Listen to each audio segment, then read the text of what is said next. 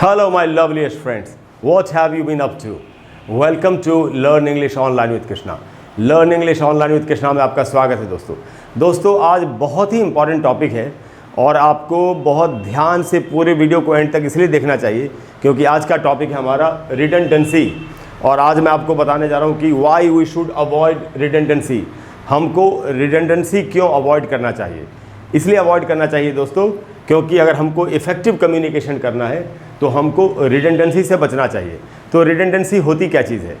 Redundancy दोस्तों जो यहाँ लिखा है रिडंडेंसी ये चीज़ होती है कि अगर हमको कोई बात कहनी हो तो हम अननेसेसरीली बिना ज़रूरत के एक ही बात के लिए 2 या 3 वर्ड्स का इस्तेमाल कर लेते हैं।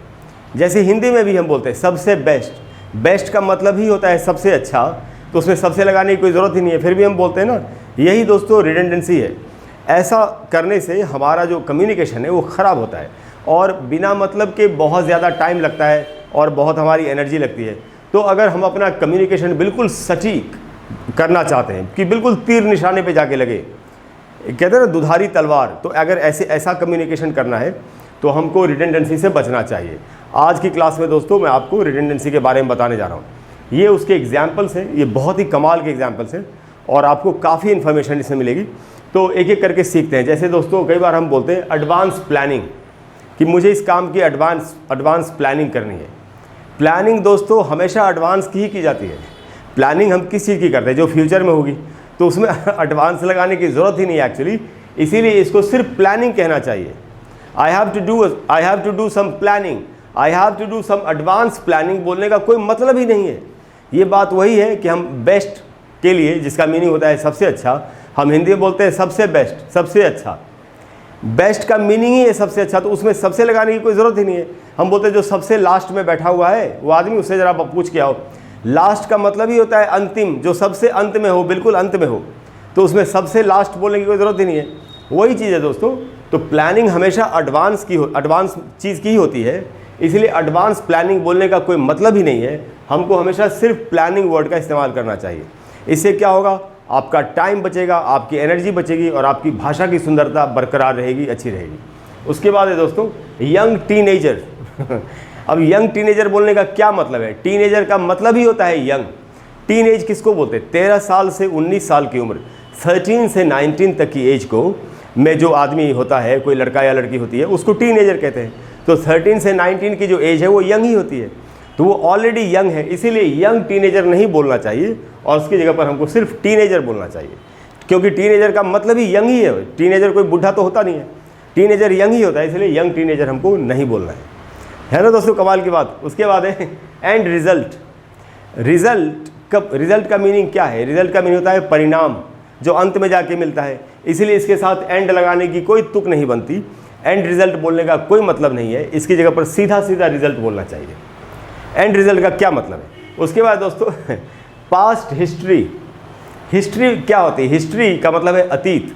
हिस्ट्री पास्ट में ही होती है, पास्ट की घटनाओं को ही हिस्ट्री कहते हैं। इसलिए हिस्ट्री के साथ पास्ट वर्ड लगाने का क्या मतलब है? कोई मतलब नहीं है। ऐसा करने से हम खामखा बिना मतलब के एक से ज़्यादा वर्ड्स का इस्तेमाल कर रहे हैं, अपनी एनर्जी को खर्च कर रहे हैं, अपना टाइम बर्बाद कर रहे हैं। इसीलिए और भाषा की सुंदरता ख़राब हो रही है अलग। तो भाषा की सुंदरता को ख़राब नहीं करना है और पास्ट हिस्ट्री की जगह पर सिर्फ हिस्ट्री वर्ड का इस्तेमाल करना चाहिए। उसके बाद दोस्तों ट्रू फैक्ट्स। ट्रू फैक्ट का मतलब ही है जो तथ्य है, जो सच्चाई है। इसीलिए फैक्ट के साथ ट्रू वर्ड ऐड करने की हमको कोई ज़रूरत नहीं है। हमको उसकी जगह पर सिर्फ फैक्ट्स वर्ड बोलना चाहिए। ट्रू फैक्ट्स बोलने का कोई मतलब ही नहीं है, सिर्फ फैक्ट्स बोलने से ही हमारा काम चलता है। उसके बाद दोस्तों लोकल रेजिडेंट। रेजिडेंट का मतलब है निवासी। तो अगर कोई आदमी किसी शहर का निवासी है तो वो ऑलरेडी वहाँ का लोकल आदमी हुआ ना, जो निवासी है वहाँ का। कोई बाहर का आदमी तो निवासी हो ही नहीं सकता। निवासी का मतलब ही है जो वहाँ का रहने वाला हो। इसीलिए रेजिडेंट के साथ लोकल लगाने की कोई ज़रूरत नहीं है, हमको सिर्फ रेजिडेंट कहना चाहिए। हम ये नहीं बोल सकते he is a local resident of Mumbai, इसका कोई मतलब नहीं है। हमको कहना चाहिए he is a resident of Mumbai, वो मुंबई का निवासी है, वो मुंबई का स्थानीय निवासी है। इस बात का कोई मतलब नहीं है। ऐसे बोलते हैं हम लोग, ज़बरदस्ती अपनी तरफ से वर्ड्स लगा करके हमको बोलने की आदत पड़ चुकी है। तो हमको नहीं बोलना है। अब अगर इफेक्टिव कम्युनिकेशन करना है तो हमको रिडंडेंसी से हमेशा बचना चाहिए, वर्ड्स को मीनिंग को रिपीट करने से बचना चाहिए। उसके बाद दोस्तों म्यूचुअल कोऑपरेशन। कोऑपरेशन का मतलब ही है सहयोग। म्यूचुअल का मतलब होता है पारस्परिक, आपसी। तो जब सहयोग कब होगा? अगर हम कोऑपरेशन कर रहे हैं तो वो आपसी ही होगा ना, तभी तो कोऑपरेशन उसका नाम है। सहयोग हमेशा आपसी ही होता है, इसलिए इसके साथ म्यूचुअल लगाने का कोई मतलब नहीं है, कोई ज़रूरत ही नहीं लगाने की। हमको सीधा सीधा सिर्फ कोऑपरेशन बोलना चाहिए, हमको म्यूचुअल उसमें उसके साथ लगाने की, ऐड करने की, फिट करने की कोई ज़रूरत ही नहीं है। उसके बाद दोस्तों सेल्फ कन्फेशन। कन्फेशन का मतलब होता है कि अगर मान लेते हैं मुझसे कोई गलती हो गई है और मैं किसी के सामने अपनी उस गलती को स्वीकार कर रहा हूँ। स्वीकारोक्ति जो आदमी खुद से करता है, तो आदमी जब खुद से स्वीकार कर ही रहा है और उसी का मीनिंग होता है कन्फेशन, तो इसके साथ सेल्फ लगाने की क्या ज़रूरत है। लेकिन सेल्फ कन्फेशन आपने हज़ारों अनगिनत जगहों पर लिखा हुआ देखा होगा और अनगिनत लोगों के मुंह से सुना होगा। सेल्फ कन्फेशन बोलने का कोई मतलब नहीं है, सीधे सीधे उसकी जगह पर हमको कन्फेशन बोलना चाहिए। सेल्फ लगाने का क्या मतलब है? उसके बाद दोस्तों यूजुअल कस्टम्स। कस्टम्स का मतलब होता है रीति रिवाज। रीति रिवाज जो होते हैं वो हमेशा पारंपरिक होते हैं, जो पहले से चले आ रहे होते हैं। यूजुअल का मतलब है जो अक्सर होता हो। तो अक्सर होने वाले रीति रिवाज का क्या मतलब है? रीति रिवाज तो होते ही अपने टाइम पर हैं, अक्सर ही होते हैं जब भी उनका टाइम होता है। इसीलिए कस्टम्स के साथ यूजुअल लगाने का कोई मतलब नहीं है। सीधा सीधा सिर्फ और सिर्फ हमको कस्टम्स बोलना चाहिए। सिर्फ कस्टम्स बोलने से ही हमारा काम चल रहा है, इसलिए यूजुअल उसके साथ में लगाने की कोई ज़रूरत नहीं है। उसके बाद दोस्तों ओल्ड एडिज। एडिज एक वर्ड है जिसका मीनिंग होता है कहावत। तो कहावत कौन सी? पुरानी कहावत हम बोलते हैं ना, हिंदी में भी बोलते हैं, एक पुरानी कहावत है। दोस्तों कहावत भी कभी नई हुई है क्या? नई कहावतें बनती नहीं है, हमें कहावतें सारी पुरानी है। नई कहावत कौन सी है? बनी नहीं रही। जो पहले से जो कहावतें हैं एक्चुअली हमारे, जैसे हमारी भाषा में हिंदी में जो कहावतें हैं वो ज़्यादातर हमारे जो प्राचीन हमारी जो किताबें हैं, ग्रंथ हैं, हमारे पुराण हैं या रामायण, उधर की कहावतें चलती हैं। या और भी धर्मों की जो किताबें होंगी उनमें अगर कोई बात लिखी तो वो ऐसी कहावतें चलती हैं। तो कहावतें ऑलरेडी पुरानी होती है, इसीलिए उनके साथ ओल्ड लगाने का मतलब नहीं है। सीधे सीधे एडिज वर्ड का इस्तेमाल करना चाहिए। इसलिए ओल्ड एडिज नहीं बोल के सीधा सीधा एडिज हमको बोलना चाहिए। उसके बाद दोस्तों क्लोज प्रॉक्सिमिटी। क्लोज प्रॉक्सिमिटी का मतलब होता है नज़दीकी। तो जब प्रॉक्सिमिटी का मीनिंग ऑलरेडी नज़दीकी होता है तो उसके बाद क्लोज लगाने की क्या ज़रूरत है? क्लोज मतलब ही नज़दीक।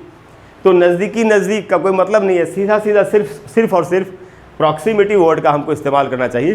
क्लोज प्रॉक्सिमिटी का इस्तेमाल करने का कोई मतलब नहीं है, उसकी कोई ज़रूरत नहीं है। तो दोस्तों देखा आपने, इस तरीके से हमको जो रिडंडेंसी हम लैंग्वेज में यूज़ कर रहे हैं उसको हमको यूज़ करने से बचना चाहिए और बिल्कुल सटीक तरीके से अपनी बात को कहना चाहिए। जितनी ज़रूरत हो उतना ही बोलना चाहिए। एक फॉर्मूला है किस फॉर्मूला, KISS का फुल फॉर्म है keep it short and simple. अगर आप कोई जॉब के लिए एप्लीकेशन कर रहे हैं या दे रहे हैं और या अगर आप इंटरव्यू में बोल रहे हैं तो आपको उतना ही बोलना चाहिए जितना आपसे पूछा जा रहा है या जितना बोलने की ज़रूरत है। जो लोग ज़्यादा लिखते हैं या ज़्यादा बोलते हैं वही फंसते हैं। इंटरव्यू में जो लोग बहुत ज़्यादा अपनी तरफ से बोलने की कोशिश करते हैं वही पकड़े जाते हैं और उनका रिजेक्शन हो जाता है। सिर्फ उतना ही बोलना चाहिए जितने की ज़रूरत है। रिडंडेंसी से हमेशा बचना चाहिए, फिर आपको कामयाब होने से कोई रोक नहीं सकता। कामयाबी के लिए दोस्तों इफ़ेक्टिव कम्युनिकेशन बहुत ही ज़रूरी होता है। दोस्तों मुझे पूरी उम्मीद है कि आज की क्लास के बाद आप रिडंडेंसी को अवॉइड करेंगे, हिंदी में भी इंग्लिश में भी, और एकदम सटीक, बिल्कुल कहते हैं ना टू द पॉइंट, बिल्कुल जो बुल्स आई में जाके तीर लगता है वैसे ही आप इंग्लिश बोलेंगे। और अगर आपको आज की क्लास अच्छी लगी हो तो प्लीज़ वीडियो को लाइक करें और शेयर करें और चैनल को सब्सक्राइब करें। अगले वीडियो में फिर से मैं आपको इसी तरीके से बहुत ही कमाल की कोई चीज़ बताने की कोशिश करूँगा जिसको सीखने के बाद आपका कम्युनिकेशन एकदम ही लाजवाब हो जाएगा। कोई भी दोस्तों अगर ऐसा टॉपिक है जो आपको परेशान कर रहा है और आप चाहते हैं कि मैं आपके लिए उस पर एक वीडियो बना दूं, तो आप नीचे कमेंट बॉक्स में लिखिए। मुझसे जितनी जल्दी हो सकेगा मैं आपको उस पर एक वीडियो बना करके देने की कोशिश करूँगा। Thank you very much for all your love and support. Thank you. I will see you in the next class. Bye bye.